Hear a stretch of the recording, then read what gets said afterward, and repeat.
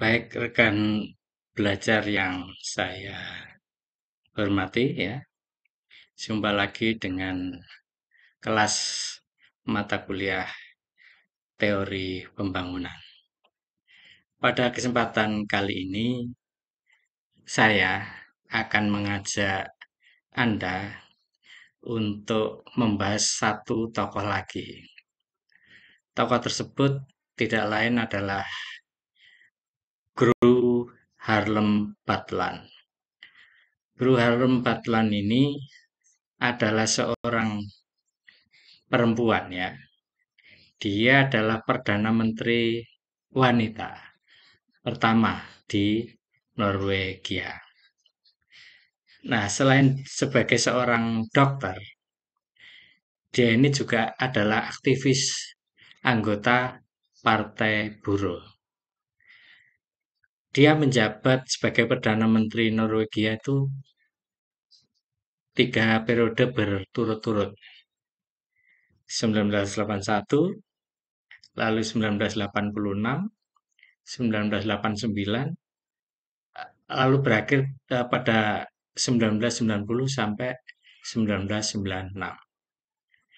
Nah, selain itu dia juga pernah menjabat sebagai Direktur Jenderal Organisasi Kesehatan Dunia (WHO) dari tahun 1998 ya, sampai tahun 2003. Dia ini juga menjabat sebagai ketua The Elders. Dia diangkat sebagai United Nations Special Envoy and Climate Change pada tahun 2007. Hal-hal yang pernah dicapai oleh Guru Harlem Brundtland itu adalah dia ini pernah memperjuangkan kesehatan sebagai hak asasi manusia. Dia juga aktif memperjuangkan kesetaraan dan hak-hak perempuan. Lah dia ini pernah memperkenalkan konsep pembangunan berkelanjutan. Nah, dia ini adalah ketua komisi ya dunia, komisi dunia untuk lingkungan dan pembangunan PBB. Pada tahun 1987 melalui WCED dia meluncurkan reportase atau laporan berjudul Our Common Future. Nah, dia ini memperkenalkan konsep sustainable development secara global. Jadi dia ini memang dikenal sebagai seorang tokoh perempuan dengan berbagai macam capaian prestasi tingkat dunia yang sekaligus memperkenalkan betapa pentingnya pembangunan berkelanjutan secara global. Nah, untuk itu, rekan belajar yang saya hormati, kita coba melihat bagaimana konsep pembangunan menurut Guru Harlem Brundtland ini. Menurut dia, yang dimaksud dengan definisi pembangunan berkelanjutan itu adalah pembangunan yang memenuhi kebutuhan generasi masa kini, tetapi tanpa mengorbankan kemampuan generasi masa depan di dalam memenuhi kebutuhannya sendiri. Nah, definisi ini pernah dia tulis di Our Common Future tahun 1987. Nah, ciri khas utama dari pendapat dia tentang pembangunan berkelanjutan, bahwa pembangunan berkelanjutan itu haruslah bercirikan adanya keterpaduan. Keterpaduan antara pertumbuhan ekonomi, lalu pemerataan sosial, dan kelestarian lingkungan. Pertumbuhan ekonomi, pemerataan sosial, kelestarian lingkungan. Lah, ciri yang lain, pembangunan berkelanjutan secara global itu, menurut Gru Harlem Brundtland ini, adalah adanya antar generasi. Ya, jadi antar generasi ini ada benang merah atau keterhubungan gitu. Yang mana ini adalah untuk memastikan kesejahteraan.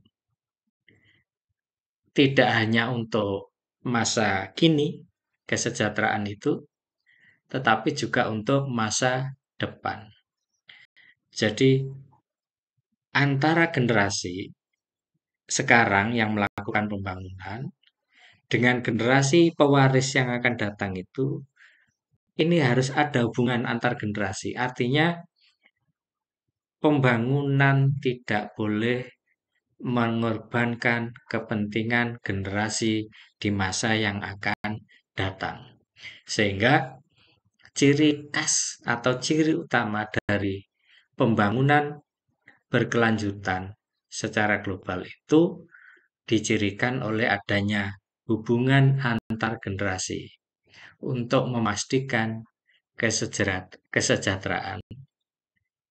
Tidak hanya untuk di masa sekarang kesejahteraan itu, tetapi juga dipastikan kesejahteraan itu akan tetap berlangsung di masa yang akan datang.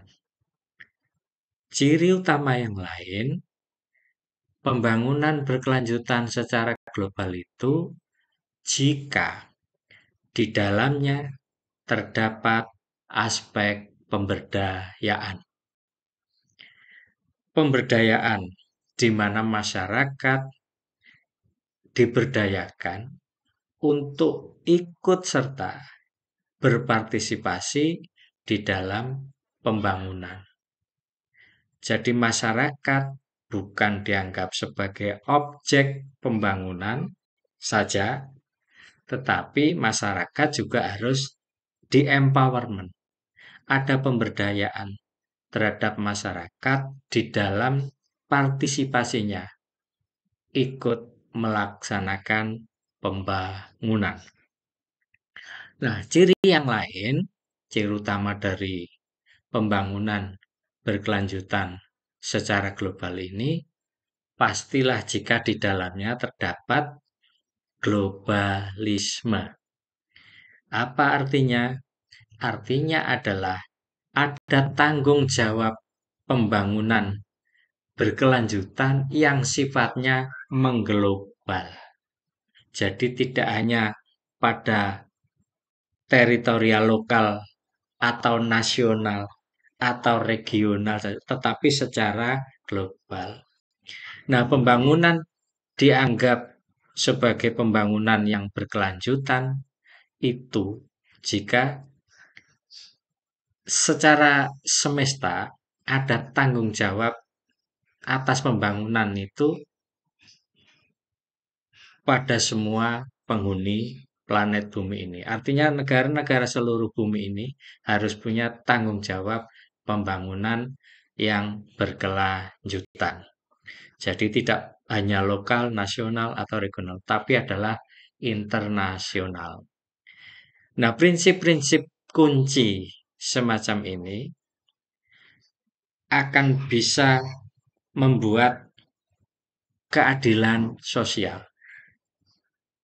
social justice, di mana pembangunan berkelanjutan itu punya prinsip mengurangi gap atau kesenjangan antar negara dalam hubungan di tingkat global tadi. Jadi gap kesenjangan di dalam negara maupun antar negara di tingkat global. Inilah prinsip yang harus dipegang di dalam pembangunan berkelanjutan. Jadi prinsip kuncinya adalah keadilan sosial atau social justice. Prinsip kunci yang lain, pembangunan berkelanjutan secara global itu di dalamnya terdapat prinsip equilibrium, baik secara ekonomi maupun secara lingkungan.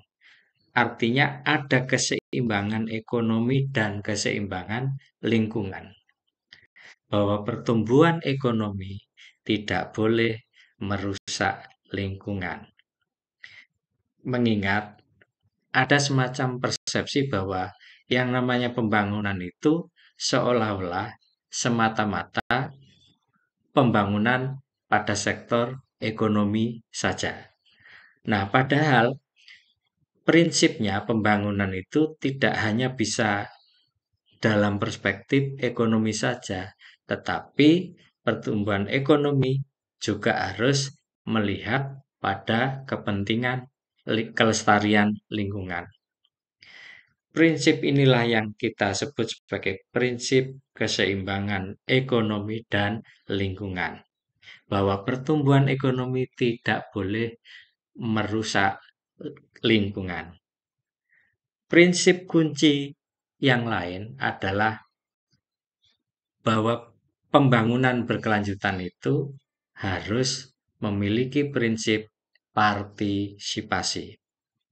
Artinya, masyarakat harus dilibatkan dalam proses pengambilan keputusan. Nah, itulah prinsip-prinsip yang ada di dalam pembangunan berkelanjutan secara global menurut Gro Harlem Brundtland. Nah, bagaimana dengan contoh penerapan pembangunan berkelanjutan? Kita bisa melihat kasus yang kita bisa jadikan studi atau kajian mengenai program energi terbarukan. Dan kebetulan program energi terbarukan ini ada di Norwegia, suatu negara yang dimana Gro Harlem Brundtland ini pernah menjadi Perdana Menteri di sana berkali-kali. Studi kasus mengenai program energi terbarukan di Norwegia, bahwa Norwegia pernah mengembangkan energi hidro, pernah mengembangkan energi angin, dan pernah mengembangkan energi solar atau surya. Sehingga yang namanya energi yang tidak ramah pada lingkungan itu dicoba untuk digeser perlahan dari energi fosil misalnya atau batu bara misalnya, diubah ke arah energi yang lebih ramah lingkungan. Nah, energi yang ramah lingkungan itu adalah energi yang bisa diperbarui, energi yang terbarukan. Misalnya adalah energi yang berbasiskan air, hidro, energi yang berbasiskan angin, dan energi yang berbasiskan tenaga surya. Tenaga air, tenaga angin, tenaga surya sudah diterapkan di Norwegia dalam sebuah program energi terbarukan. Lalu apa hasilnya setelah menerapkan pengembangan energi hidro, angin, dan solar itu? Maka Norwegia ternyata mampu menurunkan emisi karbon secara nasional. Itu yang pertama.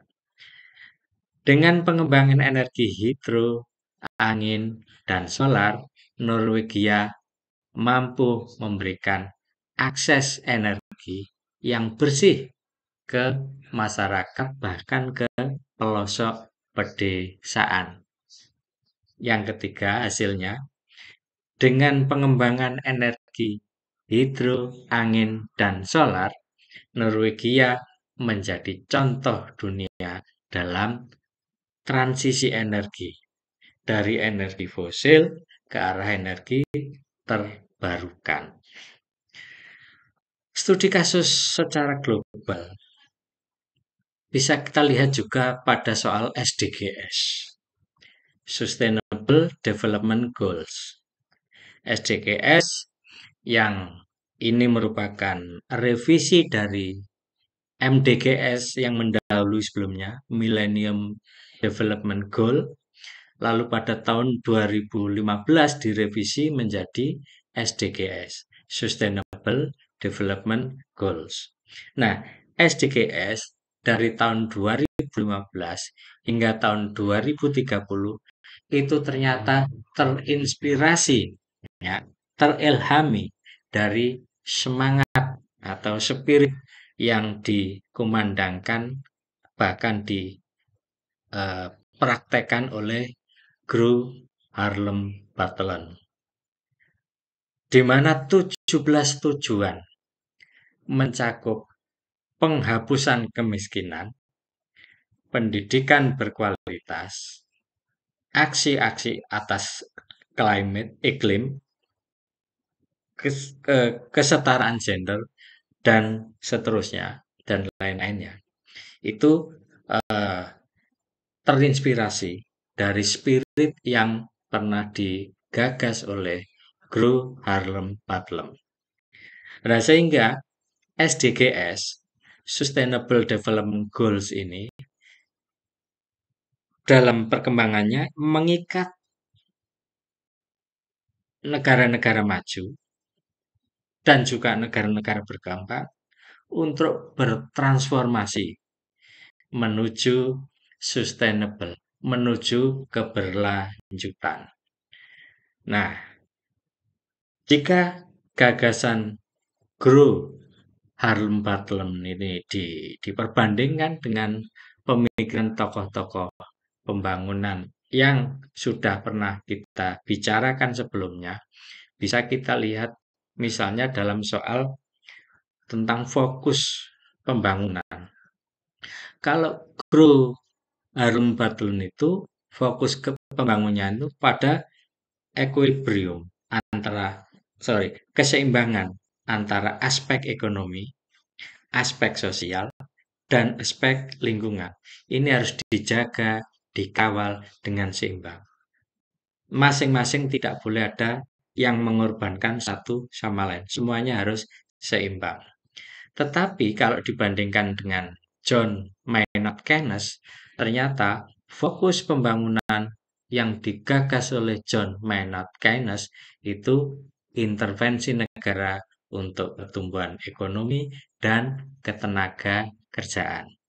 Nah, kalau Rosto lain lagi. Fokus pembangunan menurut Rosto bahwa pembangunan bertahap itu melalui tahapan-tahapan ekonomi. Dari tradisional, prakondisi take off, sampai kemudian maturity, lalu kemudian high mass consumption. Itu Rosto.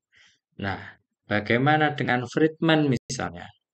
Friedman fokusnya pada kebebasan pasar untuk mendorong pertumbuhan, senada dengan yang digagas oleh Adam Smith. Karena Milton Friedman dan Adam Smith ini masih senafas dalam soal liberalisasi pasar. Ya. Nah, dalam soal peran negara, Gro Harlem Brundtland mengatakan bahwa sangat penting untuk regulasi atas lingkungan dan juga atas keadilan sosial. Artinya negara itu punya peran yang sangat penting untuk memberikan kebijakan berupa regulasi yang mengawal keseimbangan antara ekonomi, lingkungan, dan keadilan sosial. Nah, menurut John Maynard Keynes, negara harus aktif dalam soal spending atau belanja untuk mendorong permintaan. Kebijakannya lebih ke arah ini apa itu belanja ya, spending untuk mendorong adanya demand ya. Lalu bagaimana dengan pendapat Rusto? Menurut Rusto, peran negara itu mendorong industrialisasi di tahap awal ya. Setelah masyarakat tradisional agraris didorong untuk adanya industrialisasi di tahap awal. Nah, kalau menurut menurut Milton Friedman, negara itu seminimal mungkin apa itu campur tangan atas pasar bebas yang dominan. Nah, dalam soal dimensi waktu, Gro Harlem Brundtland ini menyatakan bahwa pembangunan berkelanjutan itu harus adanya relasi antar generasi, masa kini dan masa yang akan datang. Tadi sudah kita spill bahwa pembangunan hari ini tidak boleh mengorbankan kepentingan generasi di masa yang akan datang. Nah, bagaimana dengan John Maynard Keynes? Menurut John Maynard Keynes, soal dimensi waktu dalam pembangunan itu jangkanya pendek dan jangka menengah. Kenapa? Karena gagasan dari John Maynard Keynes itu adalah akibat dari adanya krisis atau respon atas kondisi depresi. Nah, eh, kalau Rosto itu dimensi waktu pembangunannya itu amat sangat berjangka panjang karena dia mencetus teori pentahapan, stage theory, linear stage theory atau growth theory. Nah, bagaimana dengan Milton Friedman? Milton Friedman sama dia juga jangka pendek hingga jangka menengah. Jadi ini karena orientasinya adalah pada efisiensi pasar. Di dalam soal lingkungan, Gro Harlem Brundtland itu lingkungan itu justru menjadi core atau inti pembangunan. Tetapi bagi John Maynard Keynes, lingkungan tidak terlalu dibahas.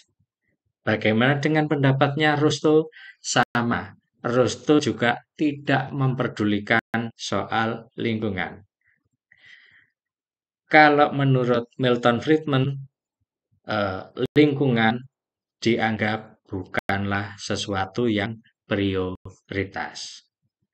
Nah, untuk keterlibatan masyarakat, kalau Gro Harlem Brundtland itu menekankan keterlibatan masyarakat itu harus ditekankan, dianggap sesuatu yang sangat penting. Kalau menurut John Maynard Keynes, keterlibatan masyarakat itu bisa dilakukan melalui kebijakan fiskal dan ketenaga kerjaan. Menurut W.W. Rusto, keterlibatan masyarakat itu manakala ada policy dari pemerintah yang sifatnya adalah top down ya, top down dari atas ke bawah ke masyarakat. Nah, menurut si Milton Friedman, keterlibatan masyarakat itu melalui pilihan bebas di pasar. Itulah kira-kira yang digagas oleh Gro Harlem Brundtland.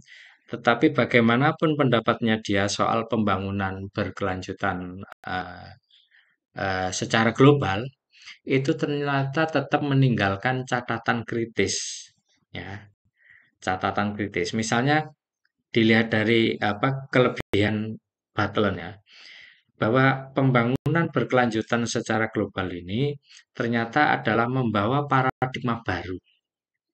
Kalau pembangunan itu tidak boleh mengorbankan masa depan. Tuh. Yang kedua, pembangunan berkelanjutan secara global ini ternyata mengintegrasikan berbagai bidang ekonomi, bidang sosial, dan bidang lingkungan hidup. Nah, kelemahannya, tadi kelebihannya, sekarang kelemahannya. Ada kritik terhadap Sutherland, ya, bahwa implementasi global itu sering tidak konsisten. Mungkin karena konflik antar pertumbuhan ekonomi dengan konservasi lingkungan yang saling tidak sejalan. Jika ekonomi tumbuh mengorbankan lingkungan, jika lingkungan itu dikonservasi, maka pertumbuhan sulit. Jadi ada semacam dialektika atau konflik untuk mengimplementasikan secara global soal pembangunan berkelanjutan ini. Nah, implementasi global ini seringkali tidak konsisten karena adanya konflik tadi itu, sehingga banyak sekali negara-negara yang mengabaikan hal semacam itu demi pertumbuhan ekonomi. Nah, kritik yang kedua adalah banyak negara menggunakan istilah pembangunan berkelanjutan, tetapi tanpa benar-benar melaksanakan prinsip greenwashing. Nah, tanpa secara serius, sungguh-sungguh menerapkan apa yang disebut dengan prinsip greenwashing. Nah, relevansinya untuk saat ini bahwa krisis iklim, ketimpangan global, maupun kerusakan lingkungan itu menunjukkan bahwa urgensi pemikiran atau pendekatan gagasan Butler ini benar-benar teramat penting untuk diterapkan. Kenapa? Karena tantangan ke depan adalah menyelaraskan antara pertumbuhan dengan keberlanjutan di era globalisasi dan teknologi. Nah, apa yang bisa kita rangkum dari narasi sedikit tadi itu, bahwa pembangunan menurut kru Harlan Butler ini adalah pembangunan berkelanjutan secara global, di mana itu tidak sekedar mengejar pertumbuhan atau angka GDP, tetapi pembangunan berkelanjutan secara global ini harus juga memastikan bahwa pembangunan hari ini tidak merusak pilihan hidup generasi yang akan datang. Ya.